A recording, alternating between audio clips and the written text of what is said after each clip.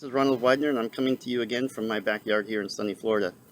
So I'm going fishing this weekend with one of my kids, and if you've been fishing with kids, then you know you spend a lot of time re-terminating your line. Yeah, and your reels, if you're using fishing reels and whatnot, they tend to get dirty or wet or both, and you know, it's just a fun experience to go fishing with your kids. So on that note, I have a reel here that I need to have cleaned up and ready to go for this weekend. Actually, I have three, but I'll show you one. And we're gonna go fishing. Yeah, so let's get this reel cleaned up, and you can see what that looks like. It's a spincast reel, and yeah, let's do that. So hold on, I'll get this set up, and I'll be right back. Okay, so let's get started. Some of the things you're going to need is a multi-tool. In particular, I need the pliers. Sometimes I might need you know, the knife part to cut some string off or something like that, but usually it's the pliers that you need. A toothbrush of some kind or a brush. I just have this toothbrush. You're going to need a can of grease. You could use petroleum jelly if that's all you had. On a cheap reel, I wouldn't do that on anything, you know, super expensive. But on a cheap reel like the one we're going to talk about today, petroleum jelly works just fine, or any kind of all-purpose grease like this can here. And we'll need a can of WD-40, and we'll need some sort of shop towel or something like that. Of course, we also need a reel. So this is the reel we're going to be working on. This is a cone in the front, it's a spin cast reel, the kind with the cone in the front and the button on the back. Well, yeah, let's just start getting into it. So this kind sort of twists and pops off. So that's what we're going to do here. We're going to just give it a little twist like that, and then it pulls off. It just pulls right off the front. You can give it a little wiggle, and there you go. It pulls right off. So it's got string in there, and we'll have to deal with that string today. When you're doing this, pay attention to the logo, where the logo is, because it'll help you remember how to put it back together later on. So we'll set that aside. And then the back of this, sometimes you need to pry it off, like right in here, but sometimes you can just pull it off. It depends on how often you clean it, or you know, what the circumstances are. I don't know what's going to happen here. Is it going to be pull or pry? We'll find out. Just was able to pull it off. So that just came out, you know, the back part, and the button, you know, almost always falls out. So there we go. That's basically pulled apart at this point. Right now you have exposure to the mechanism and whatnot. We also, in this, you know, this time I'm going to go ahead and take off, you know, the handle, so that I can get inside here and clean that really good too. So we'll do that. To do that, I hold the handle and then take a pair of pliers or needle nose or your multi-tool, just twist off that nut and then pull that off. Now this is where you want to start remembering to put things, you know, down in order, so that you can remember how to pick them back up. So I'll put this one down in here, and now we also have a little washer. I'll show that to you. A little washer.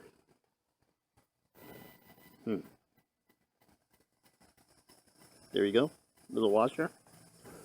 And then we'll put that, remember I'm putting these things down in order, so that when I pick them back up, I pick them up in the reverse order and that I'm putting them down.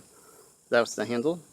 What you should notice about the handle is that it has you know, a right way and a wrong way that it goes on, because it fits on here, because this is flat on one side, or flat on two sides. And so we'll put that down.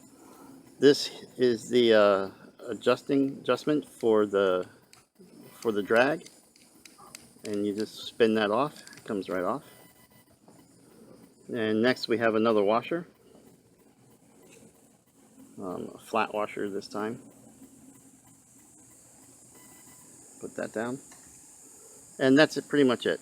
So here we have everything exposed, we have everything taken apart, and we're going to go ahead and clean this up. So we'll start by using our WD-40 to get off any of the old grease that's already there. You just sort of clean that up like that. You can clean it with the brush. Get out any of that gunk that's still in there from the last time you went fishing, maybe, I don't know. But sand, dirt, whatever it is. Oh, spin when you want to turn these gears here. The easiest way to do it is to spin the front. So I'll go ahead and do that. Clean it all out. The WD-40 does a good job at cleaning things, and that's what I use it for the most, is as a cleaning agent for this kind of stuff. Get down in there really good with the brush. On the back side of this is where your ratchet is. This is a ratchet, stops it from going backwards, and your drag is set with some tension on that spring that we took out a few minutes ago. Clean in here. Remember, as you spin it, it exposes more parts. And then we're done with that. So the next part of this would be to dry it all up. Get that WD-40 out of there. So you take your shop towel, your shop rag, whatever, dry it all up. Clean that all up.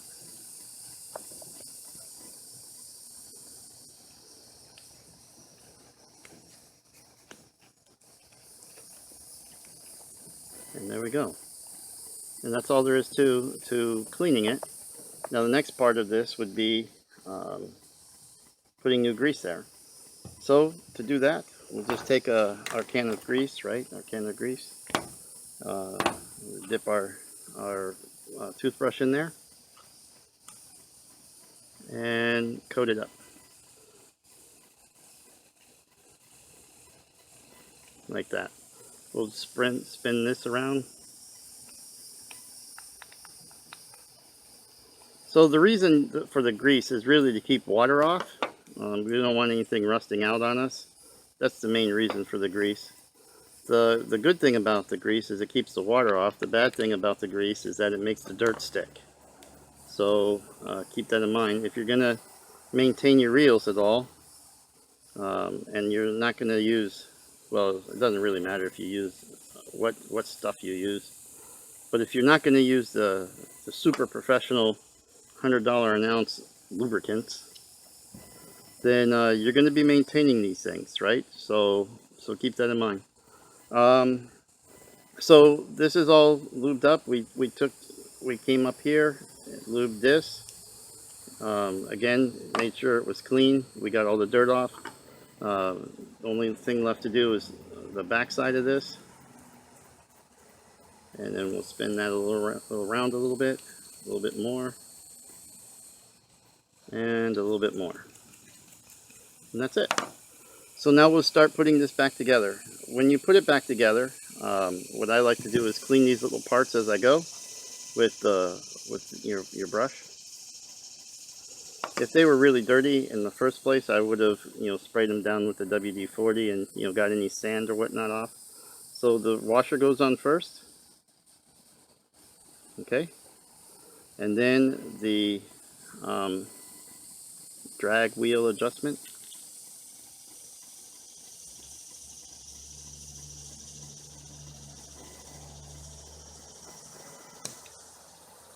Actually, the spring goes on next. Where did the spring go?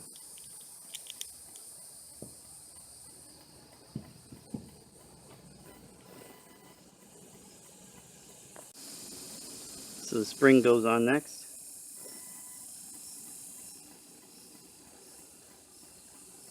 And then the drag wheel.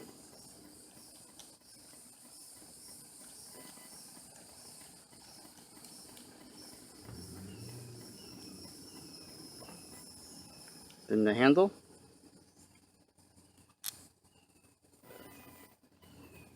A lock washer.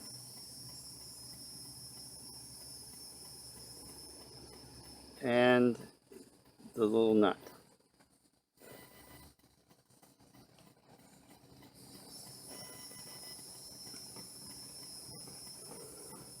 grab the handle, tighten the nut with your needle nose, with your multi-tool, whatever you got,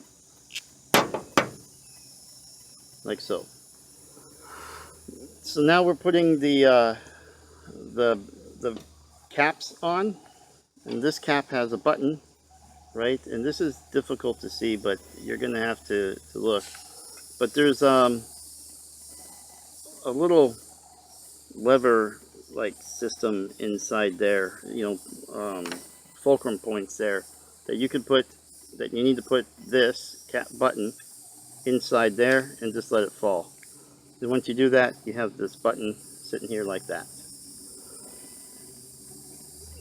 Then I take this and turn it upside down, the reel and the button, so that it's just easier to deal with.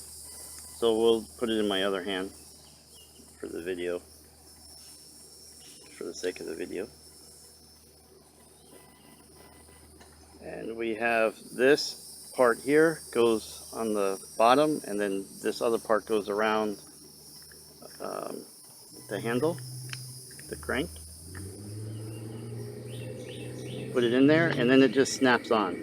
Once you get it in place, it'll snap like that. Okay. Next, we have the string, which I told you we're going to have to deal with. So we don't have the cone on. So without the cone on, you have to hand wind this, because this little stick looking thing right here is what catches the string and lets you wind it, but it only works if you have the cone on. So you need to have the cone on to wind the string by hand. Now this string, I already have a loop tied in the end. It's a good size loop, about like that. And that's because I wrap it around the reel when I'm done, so that I don't have to mess around with pulling that apart.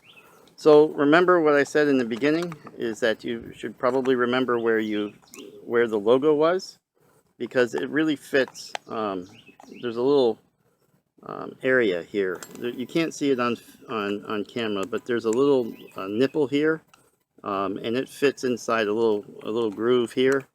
And the only way that it's going to go on is if you line that nipple up with that groove, and then you push it on to press it. So the good thing is, or the thing to remember, is about where it was when you took it off, where the logo was. And there you go. Then you take it and twist it like so, and it is on. Then you can tighten up your drag, do whatever adjustments you need to do that you would normally do for fishing. And then I take this little loop and I wrap it around the bottom of the reel, so that I don't have to mess with that string anymore. And it's just ready to go for when I'm setting this back up on the pole. And that's it. And that is how you take apart, clean, service, your general service of a spincast fishing reel. Alright, thanks a lot, and please enjoy my channel. Bye-bye.